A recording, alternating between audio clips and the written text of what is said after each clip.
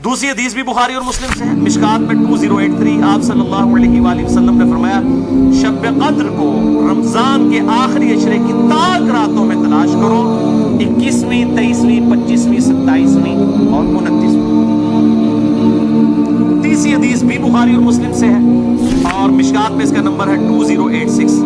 आप सल्लल्लाहु अलैहि वसल्लम ने रमजान का पहला अशरा इत्काफ किया, फिर दूसरा अशरा भी इत्काफ किया, फिर सर मुबारक खैमे से बाहर निकाला और कहा कि मैंने पहला अशरा इत्काफ किया था शब कद्र की तलाश में, लेकिन मुझे नहीं मिली, दूसरे में भी नहीं मिली। फिर एक फरिश्ते ने आके मुझे खबर दी कि इसको आप आखिरी अशरे में तलाश करें, अगर तुम में से कोई इत्काफ मेरे साथ करना चाहता है तो कर ले। और फिर आप सल्लल्लाहु अलैहि वसल्लम ने फरमाया मुझे ख्वाब में वो रात दिखा दी गई और उसमें मुझे रात में वो ख्वाब में दिखाई गई, लेकिन फिर मुझे भुला दी गई। सनुक्रियु का फला तंसा इल्ला माशा अल्लाह, नबी हम तुम्हें पढ़ाएंगे, तुम कभी नहीं भूलोगे मगर जब अल्लाह चाहेगा। भुला दी गई, और क्यों भुलाएगी वो आगे बुखारी की हदीस में आ जाएगी। फिर भुला दी गई। बहरहाल मुझे एक बात याद है कि उस रात सुबह के वक्त जब मैं फजर की नमाज पढ़ रहा हूँगा तो मेरे माथे पर कीचड़ का निशान होगा। ये आपको ख्वाब में दिखाया गया। और इसी हदीस में अल्फाज हैं कि 21वीं रात जब आई, यानी 20वें और 21वें रोजे की दरमियानी रात, उसमें जब आपने 21वें रोजे की जब फजर पढ़ी, उस रात काफी बारिश हुई, मस्जिद नबी की छत टपकने लगी और ज़ाहिर है कि कालीन वगैरह तो नहीं होते थे, मट्टी में ही नमाज पढ़ी जाती थी, यही अफजल है। लिहाजा अहले तशय्युअ का पार्शली मुकदमा इस हवाले से मजबूत है कि मट्टी में ही सजदा होना चाहिए। तो बहरहाल आप सल्लल्लाहु अलैहि वसल्लम के माथे पर मट्टी का निशान पड़ गया। सहाबा कहते हैं जब नमाज के बाद आप सल्लल्लाहु अलैहि वसल्लम जब रुख अनवर सहाबा की तरफ करते थे तो उन्होंने देखा कि आप सल्लल्लाहु अलैहि वसल्लम के माथे पर मट्टी का निशान है। तो सहाबा को पता चला अच्छा आज शब कद्र। अच्छा, अब आप देखें कि ये नहीं है कि कुछ शय नजर आ जाती है, खुदा सहाबा को भी नजर आई, आप सल्लल्लाहु अलैहि वसल्लम को भी कोई चीज नजर नहीं आई। और यहाँ इतना मशहूर किया, कहते हैं समुद्र का पानी मीठा हो जाता है, भाई कूड़ मारने छड़ दो, कूड़ मारने दौड़ जाए। किसी गोरे ने सुन ली ना गल, वो जनाब बह जाएगा रमजान का पूरा महीने रोजाना का एक टेस्ट लेगा और वेगा दसों किस दाड़े जनाब शायद मीठा होता है समुद्र का पानी। जिस सारे दरख्त सजदे में गिर पड़ते हैं, भाई हम CCTV कैमरे लगा लेते हैं, पता लग जाएगा किस वक्त गिरते हैं। ये सब झूठ है, किसी रिवायत के अंदर मौजूद नहीं है। बस सिर्फ आपने क़याम करना है रात का, कोई एक रात उसमें होगी। इसीलिए देखें ये फिक्स भी नहीं करके बताएगी कि फलां है, कहा गया 5 है, 21वीं, 23वीं, 27वीं, 25वीं, 27वीं और 29वीं। चौथी हदीस सही मुस्लिम से अब्दुल्ला बिन उनैस की, मिशकात में 2087, उसमें भी ये पूरा वाक़या है, लेकिन उसमें अल्फाज ये है, दूसरे सहाबी कहते हैं कि वो 23वीं शब थी। अबू सईद खुदरी कह रहे हैं वो 21वीं थी कीचड़ वाली, और अब्दुल्ला इब्ने उनैस कह रहे हैं वो 23वीं थी, लेकिन ये यही दो इख्तिलाफ आ गए। तो वो 21वीं भी हो सकती है, 23वीं भी, 25वीं भी, 27वीं भी। और इसकी हिकमत क्या है बदलने की, मैं बात बताता हूँ। तो ये शब कद्र के हवाले से एक दुआ भी बड़ी मशहूर है, अल्लाहुम्मा इन्नका अफ़ुव्वुन तुहिब्बुल अफ़्व फ़अफ़ु अन्नी। ये रवायत मिशकात में भी मौजूद है 2091 और जामे तिर्मिज़ी और सुनन इब्न माजा में मौजूद है, लेकिन ये रवायत मुनक़ते है। वो ताबी जो है अब्दुल्ला बिन बुरैदा, उसका समा अम्मा आयशा से साबित नहीं है। शेख अलबानी से हसन दर्जे तक पहुँचाते हैं। बहरहाल दुआ के बारे में मेरा मौक़िफ़ ये है, चाहे कोई ज़ईफ़ रवायत भी हो, अगर कोई दुआ के तौर पे उसे कर ले तो मैं उसके ऊपर कोई फतवे वाला मामला नहीं करता। इमाम दारक़ुतनी ने भी ये बात लिखी है कि ये मुनक़ते रवायत है, अल्लाहुम्मा इन्नका अफ़ुव्वुन तुहिब्बुल अफ़्व फ़अफ़ु अन्नी। 5वीं हदीस सही मुस्लिम से है, मिशकात में है 2088। सैयदना उबई इब्न काब को किसी ने बताया कि अब्दुल्ला इब्न मसूद कहते हैं रज़ियल्लाहु ताला अन्हु कि जो शख्स रोजाना आखिरी पहर जागेगा तहज्जुद के वक्त तो वो शब कद्र पा लेगा। अब ये देखें कि रोजाना जो जाएगा ज़ाहिर वो पा ही लेगा। अब्दुल्ला इब्न मसूद की जब ये बात पहुंची उबई इब्न काब तक, तो उन्होंने कहा अल्लाह ताला हमारे भाई पे जो है वो रहम फरमाए। उन्होंने शायद ये बात इसलिए कही कि लोग सिर्फ इक्तफा ही ना कर लें रमजान के क़याम पे ही, इसलिए उन्होंने ये बात की होगी, वरना हमारे भाई अब्दुल्ला इब्न मसूद को ये बात खूब पता है कि کہ شب قدر جو ہے یہ رمضان کے آخری عشرے میں ہوتی ہے. اور پھر انہوں نے کہا کہ میں اللہ کی قسم اٹھاتا ہوں کہ شب قدر جو ہے وہ 27ویں رات ہے. اور تابعی کہتے ہیں کہ انشاءاللہ کے بغیر قسم کھائیں، کیونکہ اگر آپ انشاءاللہ کے ساتھ قسم کھائیں نا تو وہ قسم ڈاؤٹ فل ہوتی ہے کہ اگر اللہ نے چاہا تو. انشاءاللہ کے بغیر قسم کھائی جاتی ہے تو کنفرم ہوتا ہے کہ وہ بات ڈیفینیٹ کر رہا ہے، کرنے والا واقعی قسم کھا رہا ہے. تو پھر پوچھا گیا آپ کو کیسے پتا ہے کہ 27ویں ہے؟ انہوں نے کہا اس لیے کہ آپ صلی اللہ علیہ وآلہ وسلم نے ہمیں نشانی بتائی ہے کہ اس رات جب سورج صبح کے وقت طلوع ہوتا ہے تو بغیر شعاؤں کے ہوتا ہے، یعنی بالکل ٹکیاں نکلتی ہے. اور ویسے تو عموماً ویسے بھی ٹکیاں نکلتی ہے لیکن وہ شاید زیادہ دیر تک کے لیے ٹکیاں رہتی ہے.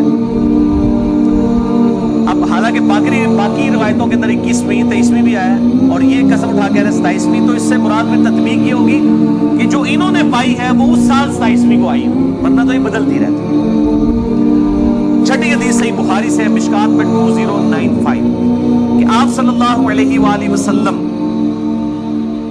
شب قدر کا دن بتانے کے لیے کہ آپ کون سی رات کو یہ آئے گی بات تشریف لائے تو دو مسلمان آپس میں جھگڑ رہے تھے. یہ جھگڑنے کی نوسط دیکھیں، آپ صلی اللہ علیہ وسلم بھول گئے اور آپ نے فرمایا کہ مجھے اللہ نے بتائی تھی وہ رات لیکن پھر مجھے بلا دی گئی، سنقرئک فلا تنسى الا ما شاء اللہ. اور پھر آپ نے فرمایا کہ اس وجہ سے بلائی گئی کہ دو مسلمان آپس میں جھگڑ رہے تھے اور پھر کہا ہو سکتا ہے کہ اللہ کی اسی میں بہتری ہو.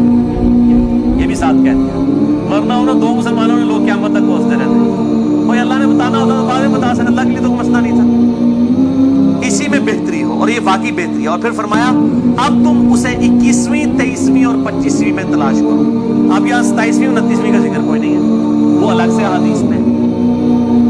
تو حکمت یہ ہے بیسیکلی اس کو ڈیفرنٹ کرنے میں تاکہ لوگ یہ پورا عشرہ جو ہے وہ اہتمام کریں.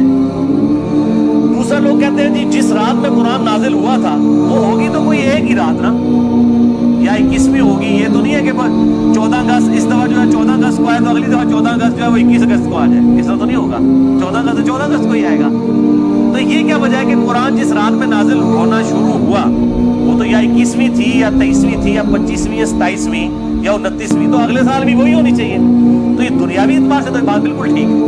لیکن جب اللہ تعالیٰ نے اس کی سیلیبریشن اس طرح کر دی ہے کہ اس سال میں اس کی سیلیبریشن کروں گا 21ویں کو، اگلے سال 23ویں کو، اس سے اگلے سال 27ویں کو، اس سے اگلے سال پھر شاید 21ویں کو ہو جائے، پھر کبھی 29ویں کو، تاکہ یہ روٹیٹ کرتی رہے، مسلمانوں کا شوق برقرار رہے. اس میں نظر کچھ نہیں آنا ہوتا، بس قیام کرنا ہوتا ہے. اللہ تعالیٰ 82 سال کی عبادت کا ثواب لکھ دے گا. اور اس کا آسان طریقہ میں آپ کو اینڈ پہ 2 حدیثیں بتا دوں گا سست الوجود لوگوں کے لیے انشاءاللہ میرے جیسے. 7ویں حدیث بھی بخاری اور مسلم دونوں میں ہے، مشکات میں 2090.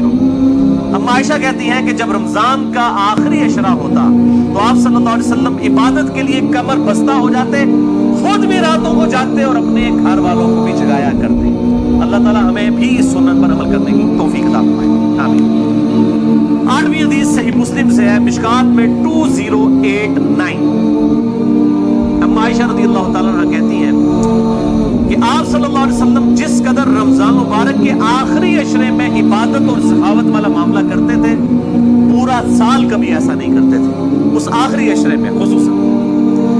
9ویں حدیث تو ہے ہی بالخصوص پرٹیکولرلی اعتکاف کے حوالے سے، اور اعتکاف بھی بیسیکلی شب قدر کی تلاش کے لیے ہوتا ہے. کم از کم 10 دن مسجد میں ٹکا تو رہے گا نا. چلو ستے ہی لب گئی مسجد ہی تو مل جائے گی نا انہوں شب قدر، اور کوئی نہیں تو لوگ فجر اور عشاء کی نماز جماعت سے پڑھا دیں گے. راٹے لے رہے ہو تو اعتکاف والوں کی تو ویسے ہی شامت آئی ہوتی ہے بیچاروں کی. اعتکاف والوں کو تو رات کو بھی نہیں سونے دیتے اور درس بھی مجبوراً بیچارے اعتکاف والوں کو ہی سننا پڑتا ہے. تو بخاری اور مسلم میں یہ حدیث ہے، مشکات میں 2097. اما عائشہ رضی اللہ تعالیٰ عنہ کہتی ہے کہ آپ صلی اللہ علیہ وسلم رمضان کے آخری عشرے کا اعتکاف فرمایا کرتے تھے یہاں تک کہ آپ کی وفات ہو گئی. ہر سال اعتکاف کرتے تھے آپ صلی اللہ علیہ وآلہ وسلم. یہ سنت موقدہ کفایہ ہے، چند لوگ کر لیں تو باقیوں کی طرف سے ادا ہو جائے گی. اور پھر آپ صلی اللہ علیہ وسلم کی وفات کے بعد آپ کی بیویاں بھی مسجد نبی میں اعتکاف کیا کرتی تھی. لیکن اسی کانٹیکسٹ میں بخاری مسلم میں حدیث ہے، ایک دفعہ آپ صلی اللہ علیہ وآلہ وسلم نے جو ہے وہ مسجد نبی میں اعتکاف کے لیے خیمہ لگایا.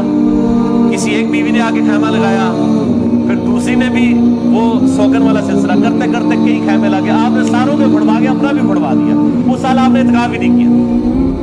फिर आपने अगले साल, सही बुखारी में आता है 20 दिन का इत्काफ, और वो आपका आखिरी साल, तो आपने इत्काफ ही नहीं किया कि ये यानी अल्लाह की रजा की खातिर इत्काफ किया जाए, ना कि मेरी वजह से कि मेरे साथ एक बीवी इत्काफ बैठी है, फिर दूसरी भी सब के खैमे। इससे ये बात पता चली कि मस्जिद नबवी में इत्काफ औरतें किया करती थी, और मस्जिद में इत्काफ आज भी मस्जिद नबवी में और बैतुल्लाह शरीफ में इत्काफ होता है। बल इस हवाले से मेरा मौक़िफ़ थोड़ा अब लीनियट हो चुका है।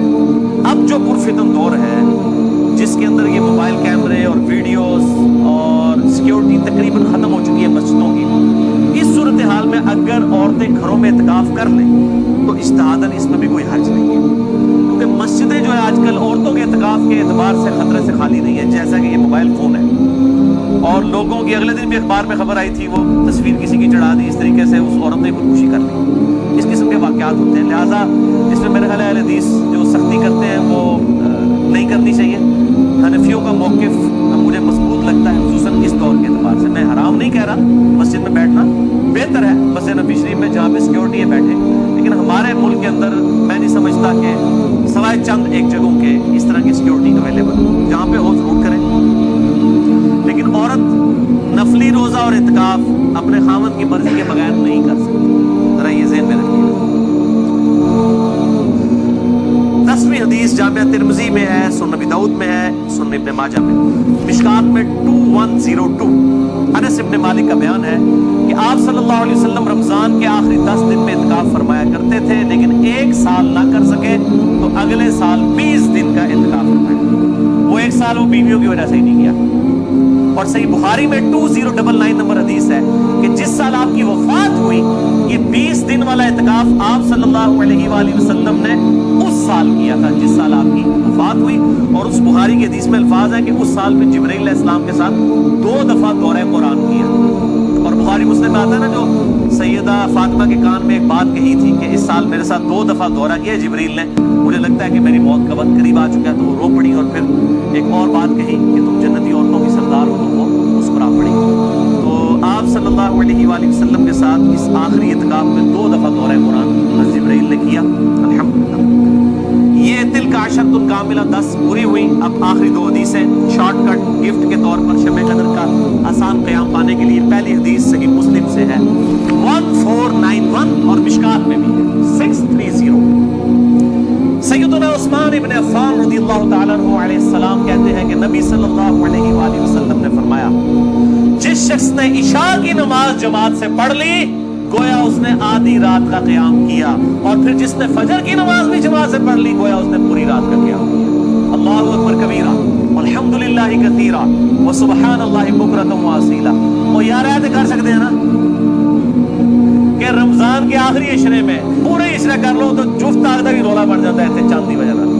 पूरा रमजान ही एहतमाम करें, पूरा साल ही एहतमाम करें, फजर और इशा जमात के साथ, और कोई रकत फौत ना हो।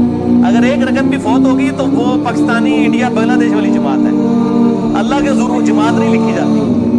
जमात उसी सूरत में है कि आपकी 4 की 4 रकतें इमाम के साथ और सलाम इमाम के साथ आप करें।